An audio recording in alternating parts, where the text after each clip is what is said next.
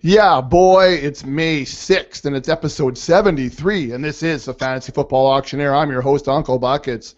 The Fantasy Football Auctioneer is the official podcast of thefantasyfootballauction.com, the internet's only website dedicated to fantasy football auctions.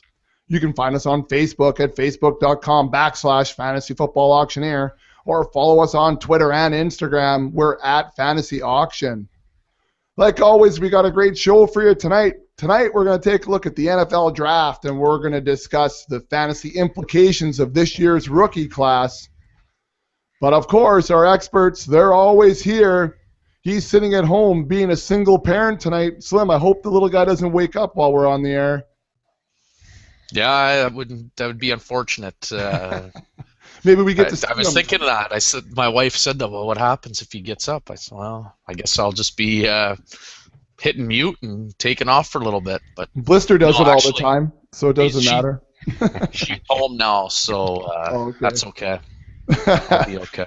Well, like My I said, job is done. Blister disappears, falls off his chair, shuts off his mic. I mean, so it wouldn't be that different. Well, I guess if you put it that way, that's right. Anyways, and I don't really want to bring it up, Blister, but I can't believe we actually have you on the air tonight. With the Bruins and the game and how it all ended. Blister, are you okay? Do you need to talk? You can text me if you want. I'm a guidance counselor. I'm not good. No, I'm very angry with the outcome of the game. You know what? The Habs are playing very well. Well, you always know they will. It's such a rivalry. They're gonna step up their game, and I think the Bruins need to step up too. They're not playing tough like they should be playing. They're not getting to the front of the net. I mean, Carey Price is being unbelievable, and they're not getting any traffic to the front of the net. Which, if you're tough, you got to go to the tough areas and make things happen. And when they did get to the net and deflected a couple, I mean, they scored. You can't let Carey Price see them. But I got to give the Habs fans credit so far. Typically over the years, a Habs fan would tweet or text or email or phone you every time Montreal scored a goal. And it would be really annoying. But honestly, this year, after 2 wins here, should have had 3 already. They've handled it much more mature than ever. So maybe I have to step that part of my game up here and handle this a little better than I am. Well, Blister, just while we're talking about playoff hockey, what about a quick recap on the fantasy playoff pool that we're in? Guy on a Buffalo sitting in second place. Blister, how are we doing? Hey, where is Guy on a Buffalo? I don't see him on here right now. That's all right. He'll come back. You know what? We've been pretty fortunate. I mean, we did a lot of wheeling and dealing, ended up with 19 guys instead of the usual 10. We loaded up with LA Kings the way things worked out. And honestly, the first part of that series with San Jose, it wasn't looking too promising, but then they just catapulted us up from probably the bottom third of the pack to the top with distance to spare right now. So, I mean, there's a long way to go, but I don't think we've ever been in this spot before. So it we're is. Enjoy it while we can. Far ahead. And they're going to win this series. Gabrick and sure hope so. Kopitar just keep every game. It's like they both get 2-3 points. Oh, that's been awesome. It's something about counting chickens, Slim. I'm not sure, but I don't want to. Yeah. Wow. I saw it happen to San Jose. Yeah. Wow. It's been pretty cool. So, yeah, really only Slim's franchise, the only one that can catch us, I think. I mean, they're the closest one right now. They got the most guys. Potentially, most of their guys could go on to the next round again. So, I mean, I really hope you do catch us, Slim, because that means Boston has had to have gotten through Montreal. We have half a dozen of those guys, I think. So, I'm really rooting for you guys. Really. Wow. Thank you. Again, just showing the fantasy dominance that is the FFA once again. 1-2. It's pretty much any sport out there we can give you advice I will confess, though, I had Players' absolutely Championship. nothing to do with with our hockey selections. You did run every pick by me, but I recognized the name Kopitar, I think, and that was about it. That's the one you recognize? No, I'm kidding. Oh, okay. I did recognize that name. It's not that I didn't. It's just I know most of the guys on the team. I don't know who they play for, but I know most of them. Kidding. Anyways, enough hockey talk. Maybe I'll have People are on here for NFL. Have to get a World Cup. Oh yeah, Get a World Cup that's coming soccer up. pool going. We'll get that going. That's coming up pretty soon. It's a few short I weeks know. That away was not my forte. in Rio. Anyways, yeah, no, we'll get Vincent. He'll be all over that too. Stupid Liverpool. Anyways, we will move on, guys, and start talking about some NFL drafts. So if you guys are ready, then I'm ready. Let's cock the hammer. It's time for action. Hey, Slim, we did get some good feedback on Cock the Hammer on Twitter this past week. Production, Oh, yeah. it was A new listener, yeah. He commented that it sounded very professional. He liked the mixing. Yes, the hashtag Cock the Hammer is always good. I enjoy seeing that out there. Anyways, Cypress Hill will be proud of us. So before we get going on actual guys in the NFL draft, here's what we were thinking. Why don't we go through the positions and what they look like, I guess as far as a rookie class and typical fantasy implications of each of the different positions as they move into their first year in the NFL. So, before we talk about specific players, let's share our thoughts on the specific positions and what type of implications they actually have. And let's maybe talk a little bit about, I think tonight we're going to go dynasty versus redraft, because I think it definitely is going to have a difference on whether you're drafting some of these guys or not. So, Slim, why don't we start with you and take a look at quarterbacks. Let's take a look at typically what a rookie quarterback does in the NFL and, redraft-wise, how interesting is it taking a rookie quarterback heading into the season? Redraft-wise? Redraft-wise or any-wise. Go ahead. Well, redraft-wise, I tend to stay away from quarterbacks unless you have Andrew Luck type players. But even then, I remember when he was a rookie, I was hesitant to take him.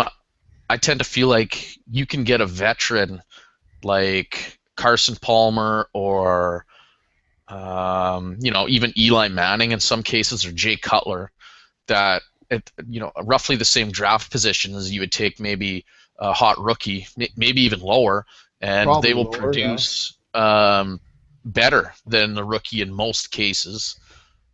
Like I said, there's the anomalies that are Andrew Luck and Peyton Manning, and even Peyton Manning's rookie year, it wasn't anything spectacular. He threw a ton of interceptions, but I don't know. It's such a tough position that the learning curve, I think, is so steep for most players that it's very, very rare to get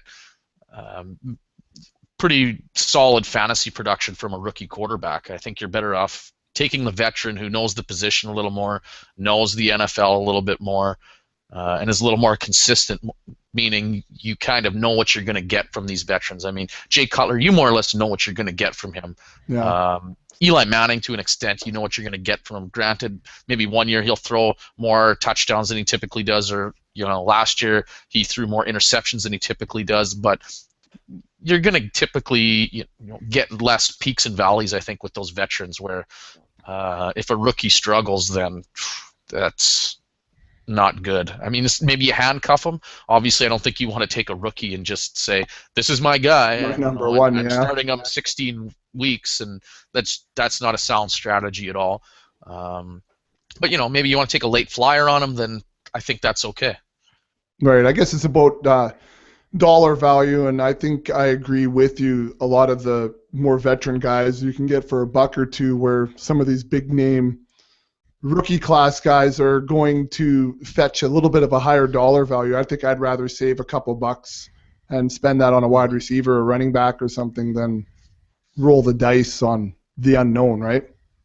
Yep, for sure. Yeah. All right, Blister. Let's head to you. Let's take a look at running backs. What do you know about running backs heading into their rookie season in the NFL and their fantasy implications? Well, I think with a quarterback, if we go back to quarterback for a second, I think you're right on the money there, Bex. Well, I was going to tie that into the running backs here, but with a quarterback, they often look at like all the hype around Johnny Manziel right now, and Bridgewater, Blake Bortles, Carr, all these guys coming up in this year's draft. And if you're thinking about having an auction right now, and I even seen it, I've been in 2 drafts right now ongoing. Well, I just completed my last pick of one today, and it was a redraft format. I mean, it was like a best ball. Basically, your best guys each week are going to score for you. But we have a dynasty draft going on where you might want to start looking at maybe a rookie quarterback. But the whole thing where I started off with this point was that in an auction here, they're probably gonna bring down more dollars than any of us guys would be comfortable spending on them, just because of the hype and the name, and like Slim says, it's a big jump and there's a lot to learn.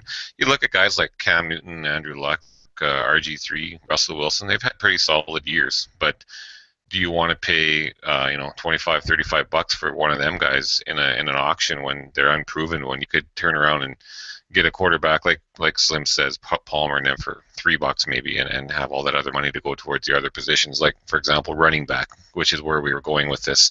And then running back again, I mean, in all of the rookie guys that are going to be drafted here on Thursday, starting Thursday and going forward, it's all going to come down to the not so much whether they were drafted in the first round or the sixth or the whatever round they were drafted in, but it's going to come down to the opportunity they're in. Mm-hmm. Now, we look at guys like last year, Eddie Lacy going into Green Bay. The big question mark at the time was Eddie Lacy, Jonathan Franklin. Who is it going to be?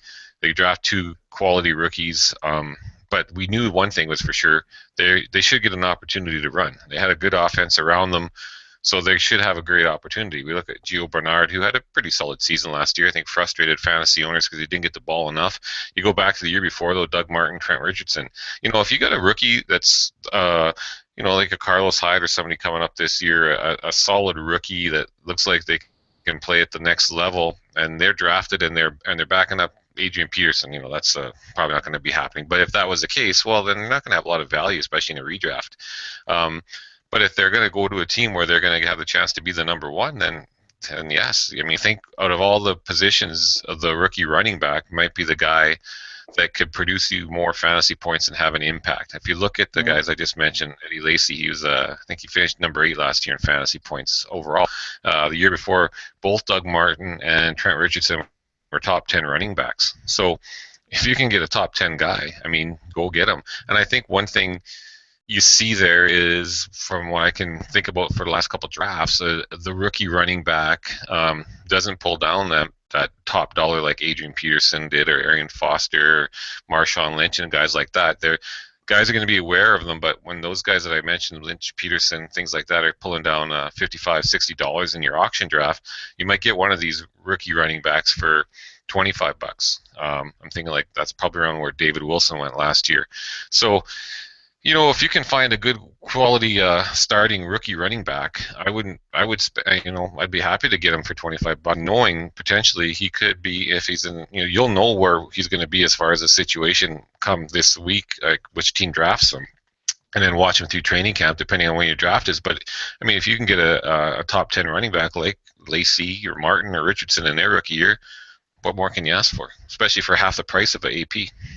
Well, that's it, and the situation's big, and anyone who's going to touch the ball 15, 20 times, you want him on your team, whether he's a rookie or not. It's just a matter of how much money you're willing to spend on him, and yeah, I think that situation's going to be huge, and we'll talk about situation as we move forward here, Blister.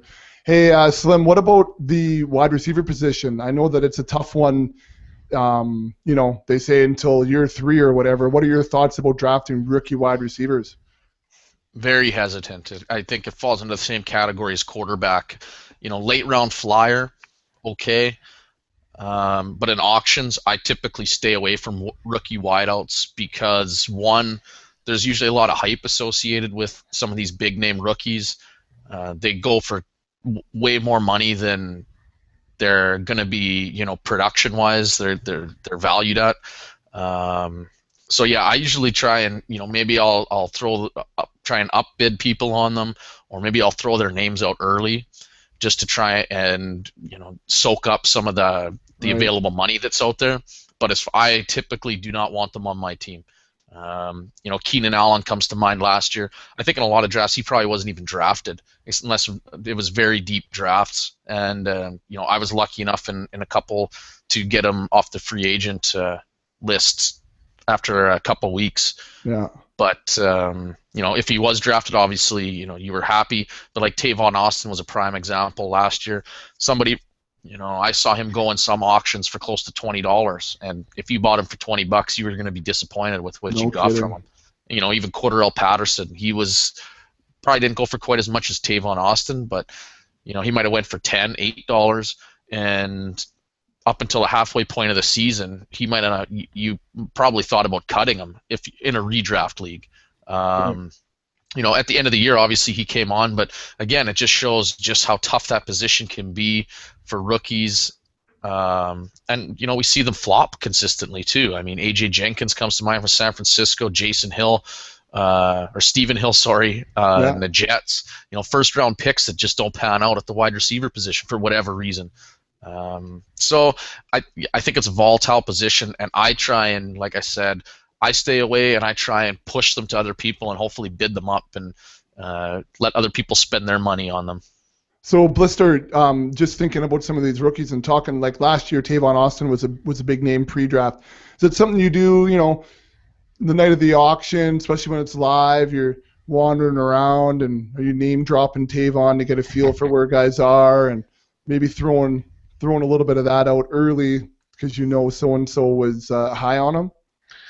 Well, I think you can. Like I said, Slim mentioned, I think a lot of, especially the rookie receivers, come with a lot of hype. And this year, one thing that might change that a bit this year is it's fairly deep, the rookie class wide receivers. So probably deep as it's ever been. So what might happen there is guys might not be willing to spend big dollars on, like last year there was a couple names. Tavon Austin was the biggest one by far, and people wanted to have that big name on their team. And so they were going to spend it. But I mean, this year you could miss on one or two receivers, and I mean, 10, 12 guys later, you could still have a quality starting rookie wide receiver. But I'm in agreement with Slim. Like I would kind of steer clear of them. We're in a dynasty draft right now, and we probably will look at a couple guys because we have the potential to hold on to them for a few years. Dynasty for sure.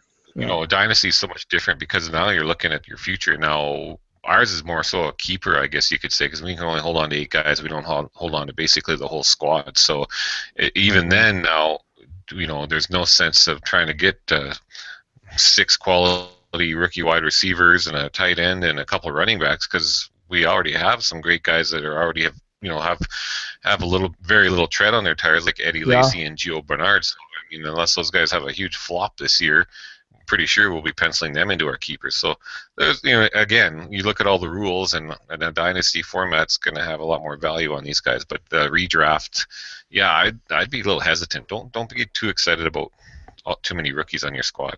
Well, and I was going to just add to keepers. I mean, that's another thing. That's a good point too. Keepers, guys, I think tend to think of it a lot like a dynasty, where they want youth and quality youth, and there's nothing wrong with that. But like you brought up a good point, Blister. What's the point in taking 6 rookie wide receivers if you can't keep them all?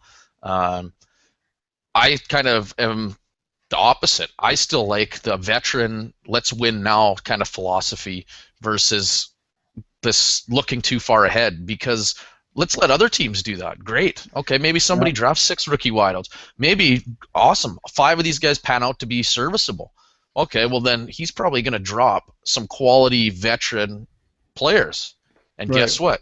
You can pick those guys up every year and still roll a quality team every year with veterans that are probably going to beat out a lot of these teams that are just looking way too far ahead for keeper leagues and stacking their roster with youth, but that's going to give them too many ups and downs and inconsistency, and you're not going to be able to match, or they're not going to be able to match the production that you get from these veterans week in and week out.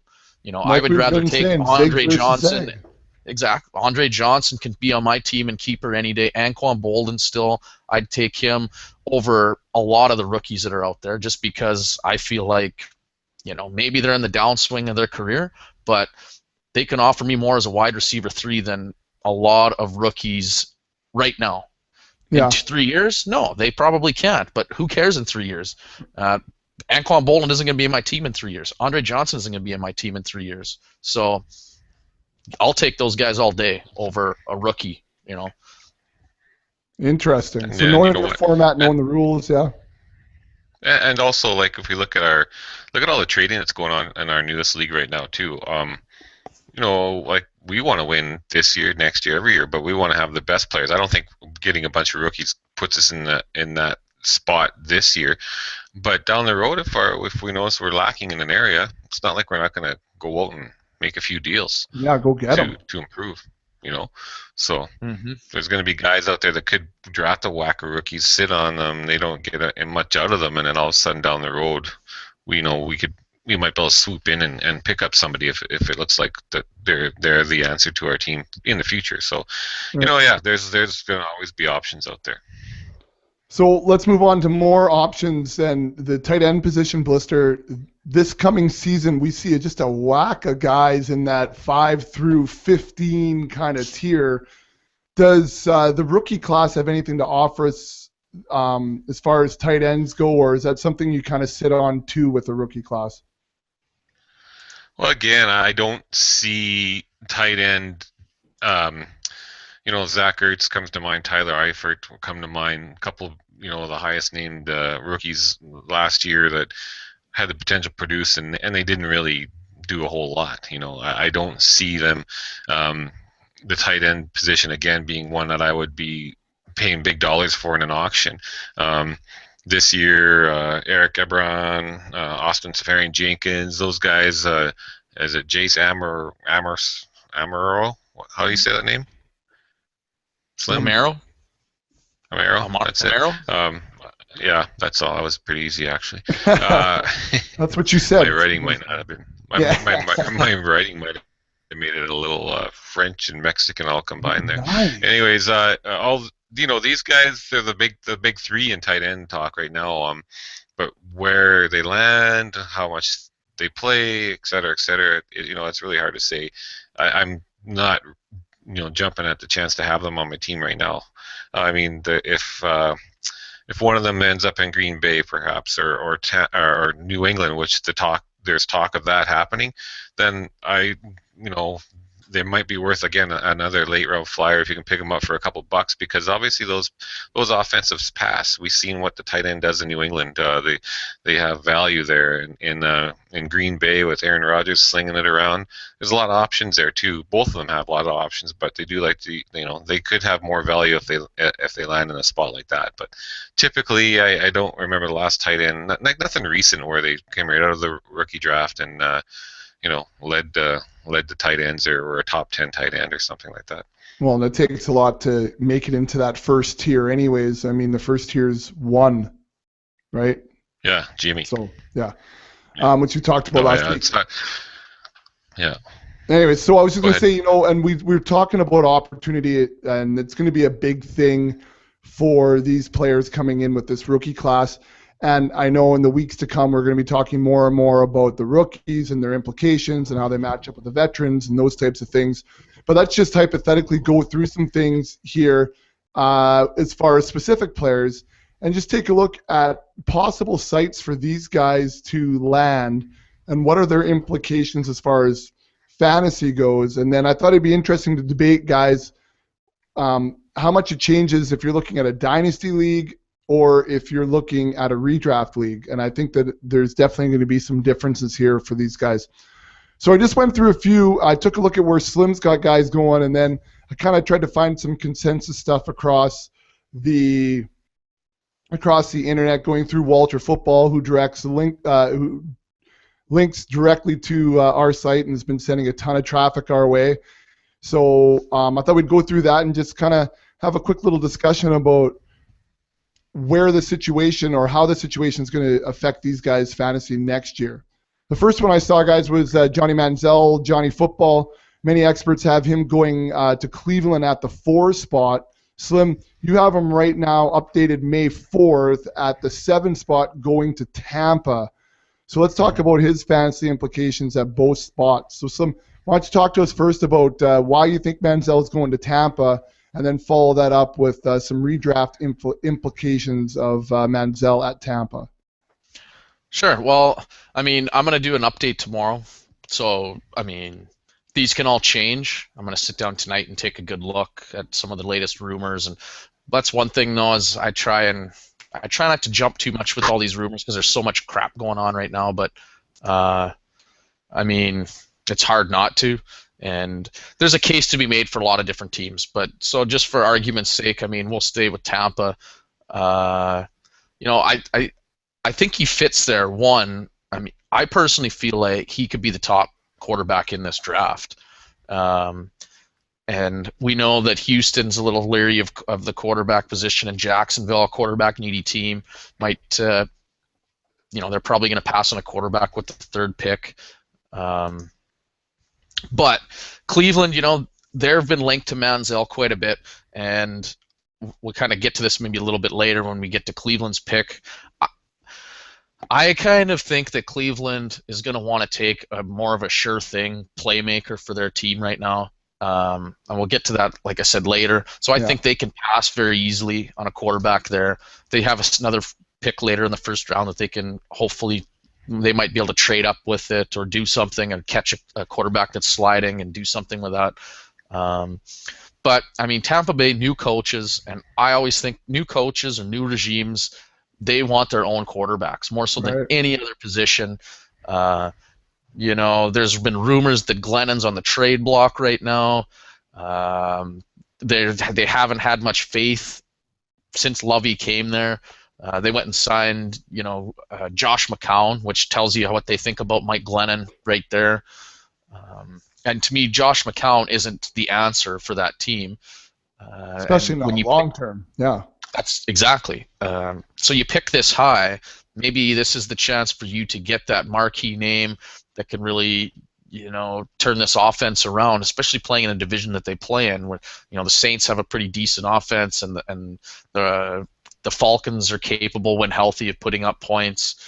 So, you know, Tampa's got to find a way to score with some of these teams, and plus you get the whole fan factor with Manziel. He puts asses in the seats, and you know, any owner. That's a plus to, I think, to just about any owner. They see dollar signs when they see a player like Manziel, and so then you get pressure maybe there from ownership to take a guy like that. But I just think based on how the Bucs feel about their quarterback position right now, it makes sense for them to take Manziel and the star power that he could potentially bring to this franchise. As far as redrafts go, I'd be hesitant to, like I said, the quarterback position's tough. I'd be hesitant to take Johnny Manziel, but I mean, in Dynasty, I'm sure Blister will talk more to this. Like I said, I think he could be the top quarterback in this draft class when it's all said and done. And you know, you like his mobility, things like that. It's hard not to think of Russell Wilson type numbers when you look at Manziel. So, I mean, I think any fantasy player would take that from a quarterback. Well, Blister, what do you think then at the Dynasty? Is Tampa a good fit for him? Is that someone you would take a look at as far as Dynasty? Well, I mean, yeah, I think he'll get an opportunity. I mean, even if McCown is a starter there now, I think if he went to either Cleveland or Tampa, or if he fell down to St. Louis with their second pick of the draft at, where are they at, 12, 13? At 13. Yeah, I mean, I could see. I could see that happening. I mean, there's a couple guys I like better at Cleveland and Tampa at those first picks than Johnny. But, I mean, even if he went to St. Louis, I mean, in all three situations there, they have, you know, I would probably be most excited to see him Cleveland. I mean, he's got Josh Gordon. He's got the best receiver of the group right there. He's got Jordan Cameron. He's got a great tight end. So he's got two quality pieces to the puzzle right there if he was in Cleveland. Right. In Tampa, I'd like to see Mike Evans go there and pair up with Vince Jackson. But I guess either way, I mean, if he's got the skills and the quality, in a dynasty draft, I mean, he's a guy that you can have. I mean, look at us right now, Bex. We have Russell Wilson right now, a mobile quarterback, because of the fact that we get more points per carry and stuff like that. But Johnny Manziel would be a nice guy, perhaps, to back him up. So I think there's a number of guys though in the draft that you could take. It's gonna have to be somebody that, you know, sits well with the coaches and is interested in their style of play. You know, like talk about, you know, Blake Bortles has often been associated with Minnesota because he'd fit in well with Norv Turner. Well, you have, you know, coaches come and go and stuff like that, but you do, if you want to have success, which all these franchises do need. I mean, all the ones that are in need of a quarterback, that's a huge piece of the puzzle. You got to have that in place if you're gonna, get into the playoffs and keep the seats full and stuff like that. So I mean, in any situation, I think probably not one any more so than the others too much. Manziel would be a nice dynasty quarterback for the future for sure. Slim, do you see how he always brings Norv Turner into it? This always comes back to Norv Turner every time. It's just like, now that he's in Minnesota, I might have to try to meet him. The hate runs deep. Yeah, so deep that it's just like, what is it, Stockholm syndrome or something, or what is that? Where somebody that abuses you so much you can't. I don't know. I thought you'd know this. You're a guidance counselor. Yeah, well, listen, I'm still taking courses. Anyways, any difference, Slim, if Johnny Football heads to the Browns? Does that make him any more valuable to you in a redraft? In a redraft, no. I don't think it really matters where he goes. I think Blister kind of touched on it. I think the Rams maybe are the worst situation, and some of that is to do with the defenses he's got to face 6 times. I mean, right. I don't think you want any rookie going against San Fran, Seattle, and Arizona's defense twice a year. But I mean, as far as dynasty, as far as Cleveland and stuff, I like Cleveland. I think they're going to address at some point early. They're going to get another wide receiver because Greg Little isn't very good or isn't very reliable. So that should give them another weapon to work with. And like Blister said, obviously Josh Gordon's the best wide receiver of any of these teams he can go to. So that can't hurt him. Jordan Cameron's up and coming. You look at Tampa Bay. If he went there, I think the Tampa Bay's in the same boat kind of as Cleveland. They're going to take a wide receiver fairly early in a draft too. I would think second round seems pretty reasonable for them to do that. Since they lost Mike Williams to Buffalo, their cupboard's pretty bare at wide receiver.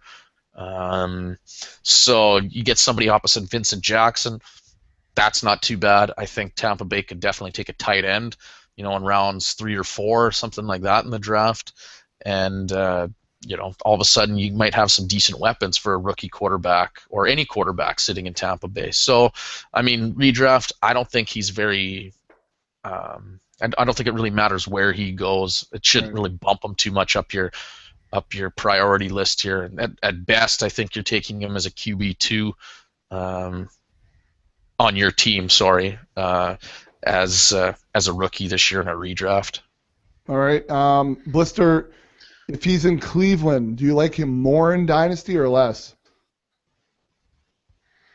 I'd like him more. I think a little bit more. I just think with the two talents that they got there right now in Gordon and Cameron, that's a nice start.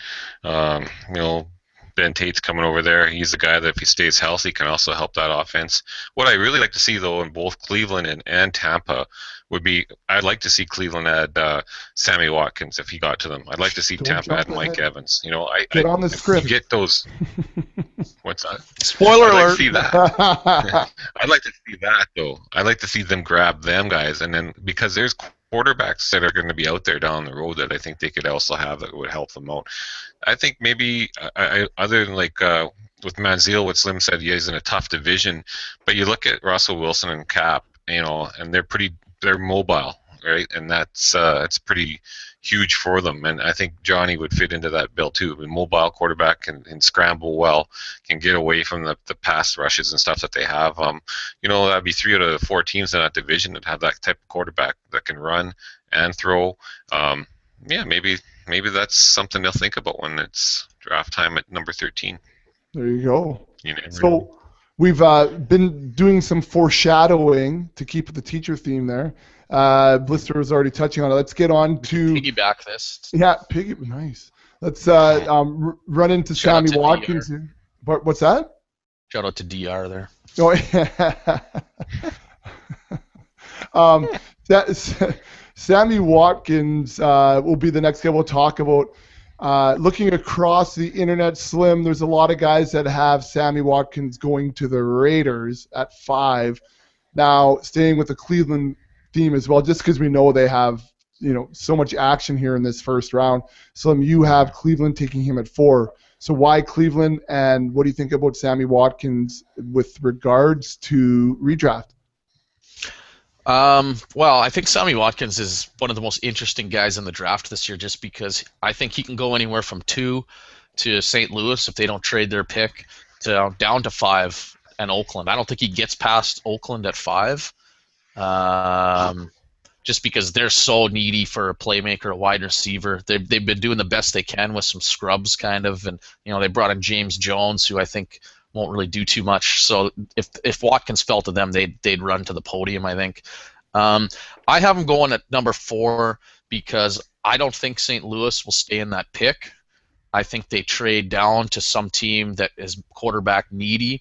And even if they do stay there, I don't think they take a wide receiver just because they've picked receivers the last couple of years. They took Tavon Austin last year. They took Brian Quick. They have some young receivers there, and I think they want to try and let those guys develop. And bringing in another rookie is just going to muddy the waters a little bit more and take reps away from some of those guys. And they want to see what they have. So then you look at Jacksonville at 3. I think he's an option to go there because Jacksonville said they don't expect to have Justin Blackmon back this year. So right now, with that happening, they have Cecil Short and Ace Saunders and maybe throw Denard Robinson in there a little bit. Again, it's nothing really that great opposite of Cecil Short. So Sammy Watkins could definitely help that offense there. But I think he goes to Cleveland because, like Blister said, if I'm the Browns and I'm looking at a quarterback, it'd be tempting to take Manziel, or it'd be tempting to take Bortles if he's still there. Someone doesn't trade up to 2 to get one of those guys. But I think later on in the first, early in the second, I can get a quarterback that could potentially still be my franchise QB. And if I can pair Josh Gordon with the consensus best wide receiver in the draft this year and one of the best playmakers, it looks like. So there's been some comparisons, with Watkins to Calvin Johnson, which I personally think are crazy because, but if he can be, 75% of what Calvin Johnson is, you got a pretty good 1-2 punch with Gordon and Watkins all of a sudden, right? So I'm about playmakers. I think when you pick that high, you want to get the difference makers for your team, whether it's on offense or defense, and I think Watkins can be that for Cleveland. So I think that it's going to be very, very tough for Cleveland to pass on him. Now, Cleveland's owner is notorious for being an idiot and making dumb decisions, and we know that he's reportedly in love with Johnny Football. So who knows what can happen there? But if it was up to me, I think I would probably want to take Watkins and build this offense, and give whoever I take as a rookie quarterback later a lot of weapons to work with. Interesting. I agree. Blister, I agree. I would be, I remember last year at this time talking about how can we talk about Cleveland offense being exciting? It's Cleveland, everybody. But yeah, that's right. They do have some nice players there, and it would be exciting to think Josh Gordon on one side, Sammy Watkins on the other. Wow, that would be like, and then like someone said, and you got Jordan Cameron, so you got 3 really quality weapons right there. You grab another solid quarterback, like some says, late in the first, early in the second, and because there's going to be guys there still. Yeah. Now all of a sudden, this quarterback that you grab, he still has. I mean, they're very talented. Let's get that straight right now. There's talent enough to be a franchise quarterback, but now all of a sudden you give him 3 huge weapons to pass to play with as well. A lot easier to be now, franchise. even if he is a step down from Johnny Football, he's got 3 weapons that Johnny Football won't have wherever he goes. So all of a sudden he's got playmakers around him, and his numbers all of a sudden can be a lot better because of the fact he's got guys that can play the game with him. He's got a young running back in the backfield, a good tight end, 2 excellent receivers. I mean, to me, that would be the best way to really make a huge jump in that offense. That would be impressive. Then there's. Sorry. No. Well, I was going to say, you look at things like if you take a quarterback at number 4 and he doesn't pan out, I mean, it's hard to overcome that. That sets you back for another couple of years. You've seen it with teams like San Francisco with the Houston Texans when they took David Carr, San Fran with Alex Smith. you make a mistake. Well, even Cleveland, they're the prime example of missing quarterbacks. Like, if you miss on that pick, you're trying to recover for, it takes you a couple years. So you take a guy who you feel is almost bust proof, and obviously there's no one that's 100%, bust proof. But you don't see flops out of those big name receivers, and you do like quarterbacks, right? Not as often, I would argue. I mean, you can look at guys like Rodgers or whatever that Detroit drafted a few years ago, but those guys weren't top 5 picks. They, I don't know. I just, like you said, I think the quarterback can bust, and if you're not sold on a guy, there's a reason why Houston's passing, and obviously it helps that they have one of the best defensive prospects that have come along in many years available as well. But I mean, there's a reason why Jacksonville's passing, or probably going to pass, because if you can get a quarterback who you feel comfortable with in the second, and he doesn't pan out, well, guess what? You still have a stud that you picked up in the first round that you can still build maybe your defense around or some other aspect of your team around. And I just think it's just too risky for them. Not saying they won't do it, but and the other thing too is they got Hoyer there, and yeah, he's not flashy, and he's definitely not a long-term solution. But even if he starts the season and plays the first 6 games until whoever they take later gets their feet wet and learns the offense a little bit and feels a little more comfortable, and then maybe they put him in there and see what he's got, and it takes a little bit of the pressure off. So it's not like he's coming in. Whoever they get in the second round necessarily has to come in and start from day one. They still have a serviceable option that can kind of ease this rookie into the mix. Okay. Well, I mean, so we know kind of what we think about him at Cleveland. Slim, do you like Watkins any more or any less if he's at the Raiders? With, Matt Schaub and... Yeah. Well, I think I like him less. I mean, it definitely helps to have Josh Gordon playing beside you. It takes the pressure off him a little bit, right? Yeah. He doesn't have... Josh Gordon is going to be the focus of defenses still. And, if he goes to Oakland, that's not necessarily the case. He might be the number...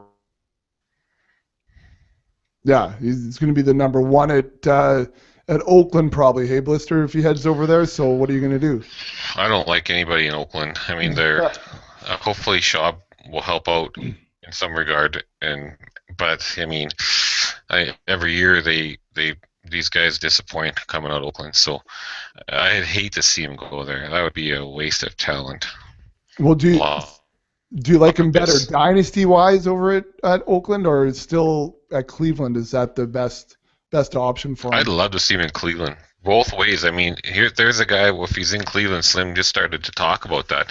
Josh Gordon's going to get all the attention. We're always looking for that number 2, like we'll be talking about sometime down the road, Golden Tate, how valuable he looks to be this year, because he's going to be finally in a passing offense, and he's going to be opposite Calvin Johnson. Well, Sammy Watkins could be the most talented number 2 in the game if that's the case, and he goes opposite Josh Gordon. So I'd love to see him go there, and might be, if he was there, that would definitely change my outlook on drafting a rookie wide receiver. Then I would be a little more excited about him. So Slim, if he's number 1 at Oakland, too much pressure on him there as a rookie. He's not gonna even with maybe a more serviceable quarterback. Yeah, I think there's too much. It's not even the pressure. By the way, Blister, nice pickup. Thank you very much, and I apologize for my. What happened? Google Hangouts has been messing up with me lately. No. But no, I just think I just like the situation better in Cleveland. I mean, less pressure for him, too much focus for defenses if he's in Oakland. I don't trust the quarterback situation at all in Oakland. So Blister already touched on it. It's a good fit for him to be a number 2 beside somebody who's a marquee, getting all the attention for defenses, and hopefully he's getting a lot of one-on-one. They can get him the ball in space a lot easier with Josh Gordon taking a lot of the attention from defenses. It just seems like a much better fit. Well, and I think that's the consensus across the board. I think we'd all like to see him there. Now we stay with the same kind of teams because they're all looking for the skilled positions here.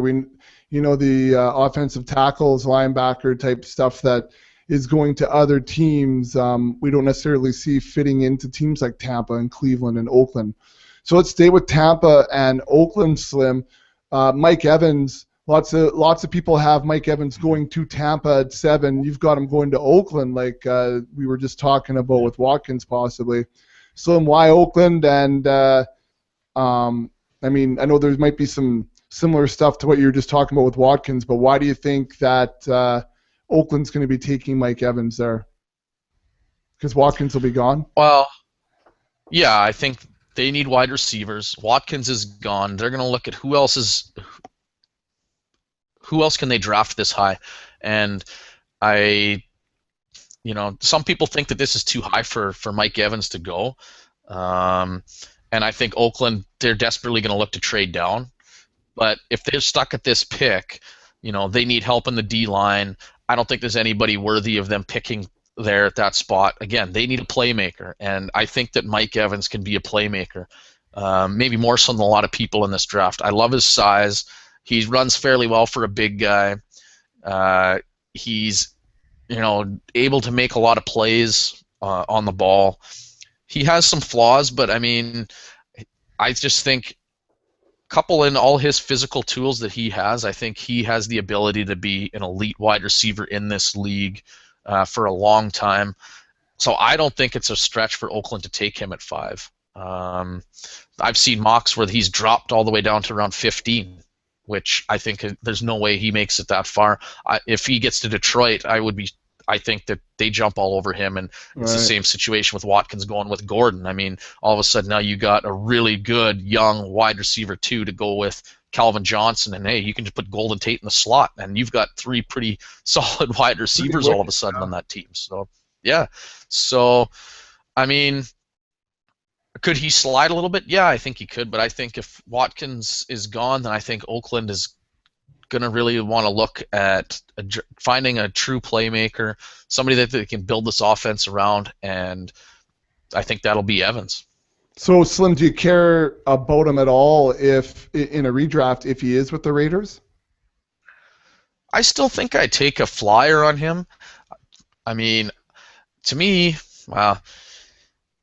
as a rookie, I could see him almost producing more than Watkins can because of his size. I think he can be used in the red zone a little bit more. Yeah. We'll see what happens when Watkins, where he gets drafted and how they use him. I think Watkins is by far the more explosive athlete. But we've seen with explosive athletes, sometimes it takes teams a while to figure out how are we going to best utilize this guy, and it takes the player time to acclimate himself to the speed of the NFL and things like that, whereas just physically big guys can just use their size to, get position, especially in the red zone, and, catch passes or score touchdowns. And I think Mike Evans is a guy that can do that. He's big. He should be a pretty solid red zone target. So I could see him, outscoring somebody like Watkins in touchdown department just because of that physical size that he can use against smaller defenders. All right.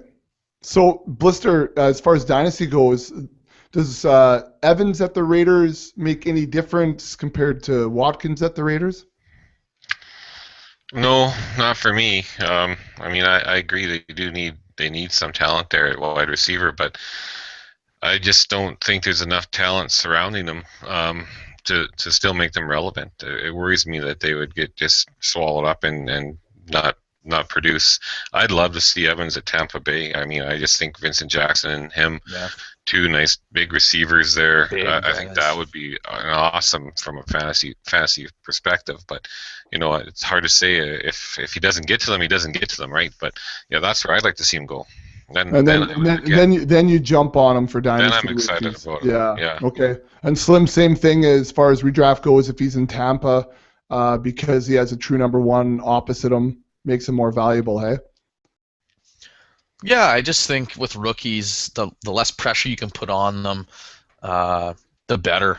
It gives them a chance to kind of learn the ropes a bit, and they're not getting the defense's best punch every week. Usually they're going to be matched up against maybe the lesser of the corners on the team, and they won't see guys like Patrick Patterson locked up on them. Those guys will be focused on the number one, and it allows these rookies, a little more room to operate and things like that. So yeah, it never hurts playing opposite a stud wide receiver, especially as a first or second year wide receiver coming into the league. Okay, so and we'll just move on to our fourth guy we're going to talk about here, because we've been at it for a bit.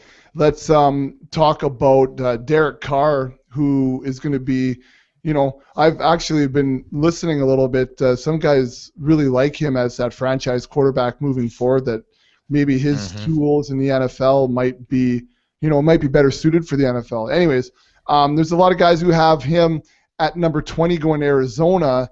Slim, and as we've discussed with Cleveland all the way through here, again, first round heavy, you have Cleveland taking him at 26, which all of a sudden would be pretty darn interesting if they got Sammy Watkins and Derek Carr. So you've talked about the later quarterback, so talk to us about Carr at Cleveland right now. Well, even earlier, I've seen people have him mocked earlier as the fourth. He could have been the fourth pick to Cleveland. And I get why Arizona makes sense. It wouldn't shock me if he was picked by Arizona. I mean, Carson Palmer came out and said that even he's not, he's totally cool with them taking a quarterback in the first round. He gets why they would do it, and he's all for that. And Arizona's in a good spot. If they see a quarterback they like and they're sliding in the draft, whether it's Bridgewater or Carr or maybe it's even Bortles, who knows? But they could definitely pounce on that guy, and it's not like they couldn't use a young quarterback to groom. So, but I just think, again, Cleveland could use a guy like him. I don't necessarily think Cleveland could take him at 26. They could very easily trade up a little bit and get him if they see him sliding to jump ahead of a team like Arizona. It wouldn't take them that much to do that. So I just think, a team like Arizona, they'll pass. They're kind of best player available type thing. They have some holes on defense, and I think some defensive players can slide to them, and it'll be tempting for them to pass on, whether it's a safety, whether it's a pass rusher, and as a from the linebacker position or something like Anthony Barr, maybe even C.J. Mosley, could be Pryor at safety. And maybe they even go defensive line. Somebody like Rashid Hagman or something like that could fit nicely, I think, on their defensive line. But yeah, I think Carr's a nice fit for Cleveland. And again, it's kind of the reason why I say take Watkins early, because then you should be able to get somebody like this at 26. Right. And you're kind of killing two birds with one stone here, and really helping out the offense. So helping out the offense, Blister, if Sammy Watkins does go early to Cleveland, and then Cleveland does end up with Derek Carr here, you must be ready to jump all over him as far as dynasty goes. Well, you'd have to love the quarterback that drops in there that spot with then again, talking about the weapons that he has. And, I think Brian Hoyer might be the guy that gets the first crack. But if you're talking dynasty, you're hoping that all these guys are fairly young. You're going to have them for a while. So, yeah, that would be a nice fit there. And I even see one mock where they have something along that line. One mock here I was looking at has Sammy Watkins, then them picking up Johnny Manziel at 26, which whatever. Either like they're going to get a good chance at a quarterback, and then Carlos Hyde early in the second round at pick 35. That would be what a boost to the offense. You pick up three guys on that caliber. Wow, that'd be awesome. Well, that's why they're making the moves, right? Might be a Browns. Yeah. But that's why they were making all the moves, right? I mean, you're forecasting this down the road, and that's something you do as a dynasty owner too, is take a look at this rookie class versus what's going to be coming up. And, that's where we've talked with, Dave Cherney about it as well, that developmental dynasty where guys are looking back in to future rookie classes and trying to forecast what's going to happen. And so if you would have seen this type of group maybe coming in as Cleveland, let's say, then, yeah, making some moves in the last little bit to get you into good positions here may really pay off, especially long term. Yeah, no kidding. Anyways, just so Slim, we know we don't like the rookie quarterbacks. Do you like Carr's situation better in Arizona or not, as far as redrafting goes? Well, not particularly. I mean, I just don't think he plays as much as he would in Cleveland. Yeah. So, and as far as a redraft, no, I would if he went to Arizona, I wouldn't even waste a draft pick on him. Right. Quite frankly, I would hope he'd still be there on waivers, later if I needed him. Using the waivers as a bench at that point for that type of a player. Maybe Palmer gets hurt and you pick him up or something like that. But you jump on waivers and try and get him. But yeah, as far as just a redraft, I wouldn't be wasting a pick on Carr if he goes to. Well, Palmer's going to be hard pressed to be drafted, right? He might be a waiver guy too. So I was going to take the number 2 at Arizona ahead of the number 1 who's already on waivers. Well, and that's true. Like you said, Palmer's typically a late-round quarterback option. I mean, you have a man crush on him. Jeez. I hate when you get stuck with the man crush. I mean, it took. Anyways, that's who. We'll say anything wrong with it. Yeah. About Dwayne Bowe. Yeah, I was gonna say. All of a sudden, I'm a Dwayne Bowe fanatic. I took him once, right, when he was good. And all of a sudden, you had cornrows like his for a while. Even you loved him so much. That's why I shaved my head. And you shaved your head. Didn't you spend $55 on him? Here we go, Buckowski. Anyways, Blister. Obviously, we're not going to like him anymore in Dynasty if he's at Arizona. He definitely would drop down your cheat sheet there.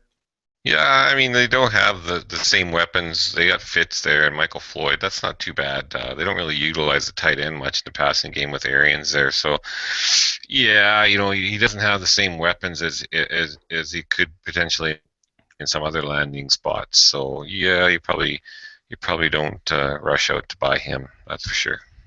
All right. Well, guys, I didn't want to go too deep into this rookie class because I know in a couple of days it's going to be obsolete information, and we're going to be next week talking about where these guys end up and how much we like them at that point. We can be excited. Yeah, exactly. Yeah. But we had to get some stuff out there, and we know people are NFL draft hungry, so giving them some information about it. It's kind of interesting to listen to Slim's thought process about why and how he's putting guys into that draft order. So especially for those of us who are heading into a mock draft on Thursday, it'll be it's good stuff to listen to. Get inside his head. Here's the trade question proposal for pick 11.5, Sean O'Mahony. All right, 11.5. So Slim, that is the fifth pick of the rookie draft, basically once rookies become available. Yep. Okay. What do you give up for that? I think he wants. I think he wants the rest of our picks and one child from each of us. By the looks of the first offer. Well, tonight I could have given up one of them. So. So I don't know if I really like. We just got done talking about all these rookies and how we don't put as much emphasis or faith into them as some people do. So I'm not about to sell the farm for any picks in the 11th or 10th or 11th rounds, really. Yeah, I agree. Maybe the opposite. Maybe we sell ours for multiple picks so we can load up on kickers later, something like that. Yeah, load up on kickers. It's good. Just kind of do with the draft and go, hey, you guys. That's right. Just take them all so that they have to trade with us. Yeah. Yeah, that's right. You're gonna need a kicker one day. Hope they're all listening. Yeah. Anyways, so I guess just to wrap up, guys, I just wanted to quickly give a plug to the draft kit.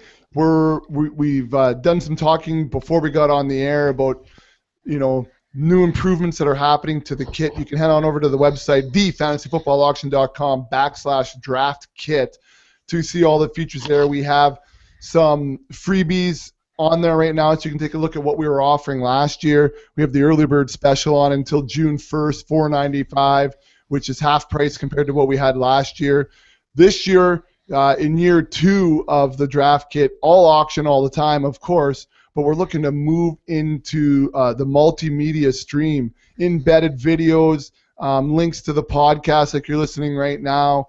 We're looking at incorporating downloading spreadsheets so that you don't have to create your own stuff. You can just edit whatever we've already done, cheat sheets, rankings, the AAVs, the average auction values, having all that stuff embedded right within the multimedia kit.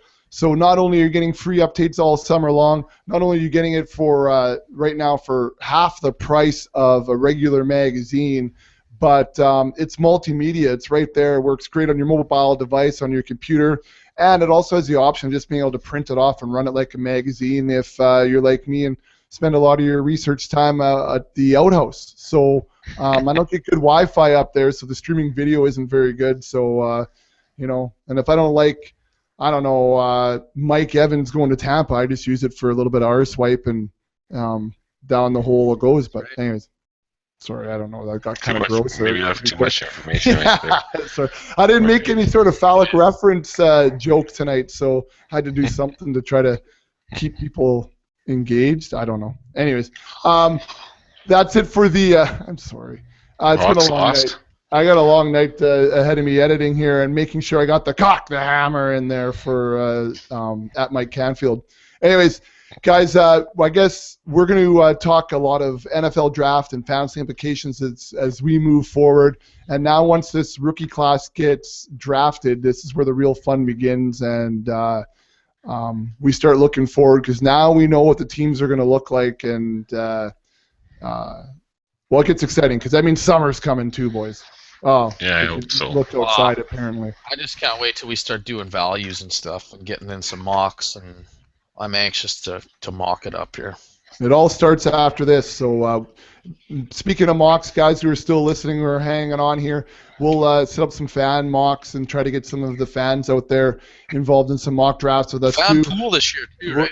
Fan pool, I was just going to bring that up. We're looking at running a couple of different fan pools as well. So if you're interested in getting in on a freebie auction with us just for bragging rights and being involved, make sure you stay tuned with us. We'll give you opportunities to do that. Daily Fantasy will Billy, also I promised you first seat. Still there. There you go. We'll also have Daily Fantasy stuff moving on as Blister continues to take charge of the Daily Fantasy winnings, and then just hopefully 2SB can hold on over Guy on a Buffalo, and Blister will be doing all right. No kidding. Yeah. That would be nice. Knocking on the wood that is the stool that I put the computer on. Our 10th round pick of Jason Palmerville got us a couple points tonight. That's right. Oh yeah, tonight. Good. 8 points. They won 4-0. Oh, yeah. Nice. Anyways, guys, I guess we'll see you. Well, Blister, I'll see you tomorrow. But where we'll really see is Thursday night at C's for the big mock NFL draft. And for the rest of you, we'll see you when it's springtime in the Rockies.